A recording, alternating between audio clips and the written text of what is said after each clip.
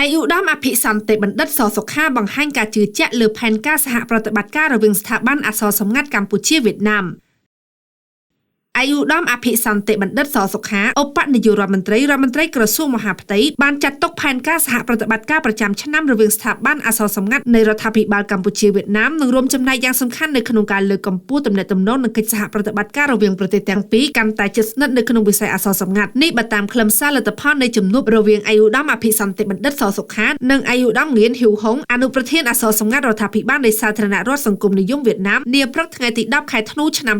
2025នេះក្នុងជំនួបនោះអាយុដំអភិសន្តិបណ្ឌិតឧបនាយករដ្ឋមន្ត្រីក្រសួងមហាផ្ទៃបានសម្ដែងនូវក្តីសោមនស្សរីករាយចំពោះអាយុដំអនុប្រធានគណៈអក្សរសម្ងាត់រដ្ឋាភិបាលវៀតណាមព្រមទាំងសហការីដែលបានអញ្ជើញមកបំពេញទស្សនកិច្ចនៅព្រះរាជាណាចក្រកម្ពុជាដើម្បីចូលរួមកិច្ចប្រជុំបូកសរុបវិតម្លៃលទ្ធផលអនុវត្តផែនការសហប្រតិបត្តិការឆ្នាំ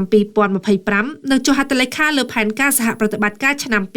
2026រវាងស្ថាប័នអក្សរសម្ងាត់នៃប្រទេសទាំងពីរអាយុដំអភិសន្តិបណ្ឌិតបានថ្លែងអំណរគុណដល់គណៈអក្សរសម្ងាត់រដ្ឋាភិបាលវៀតណាមដែលតែងតែផ្ដល់កិច្ចសហការជិតស្និទ្ធនៅក្នុងវិស័យអក្សរសម្ងាត់ដោយនេះជាការរួមចំណែកយ៉ាងសំខាន់ដល់ការពង្រឹងនិងពង្រីកទំនាក់ទំនងព្រមទាំងកិច្ចសហប្រតិបត្តិការរវាងប្រទេសទាំងពីរកម្ពុជាវៀតណាមជាពិសេសរវាងស្ថាប័នទាំងពីរនៅក្នុងឱកាសនោះដែរប្រមុខក្រសួងមហាផ្ទៃក៏បានផ្ដាំផ្ញើការសាកសួរសុខទុក្ខនិងថ្លែងអំណរគុណយ៉ាងជ្រាលជ្រៅចំពោះអាយុដំងៀនងុកថេមប្រធានគណៈអក្សរសម្ងាត់រដ្ឋាភិបាលនៃសាធារណរដ្ឋសង្គមនិយមវៀតណាមដែលជានាយិកាបានជួយឧបត្ថម្ភគាំទ្រវិស័យអក្សរសម្ងាត់ដល់ភាគីកម្ពុជានាពេលកន្លងមកជាការឆ្លើយតបអាយុដំអនុប្រធានអក្សរសម្ងាត់រដ្ឋាភិបាលនៃសាធារណរដ្ឋសង្គមនិយមវៀតណាមបានគោរពថ្លែងអំណរគុណយ៉ាងជ្រាលជ្រៅចំពោះអាយុដំអភិសន្តិបណ្ឌិតឧបនាយករដ្ឋមន្ត្រីក្រសួងមហាផ្ទៃកម្ពុជាដែលបានចំណាយពេលវេលាដ៏មានតម្លៃអនុញ្ញាតជូនអាយុដំដឹកនាំគណៈប្រតិភូចូលជួបសម្ដែងការគួរសមនាឱកាសនោះមុននឹងបញ្ចប់ភាគីទាំងពីរបានវាយតម្លៃខ្ពស់ចំពោះទំនាក់ទំនងវិស័យអក្សរសម្ងាត់រវាងភាគីទាំងពីរព្រោះវិស័យអក្សរសម្ងាត់ដើរតួនាទីសំខាន់ប្រៀបដូចជាខែលការពាររាល់ការសម្ងាត់របស់រដ្ឋាភិបាលក្នុងការធានាសន្តិសុខជូនជាតិនិងប្រជាជន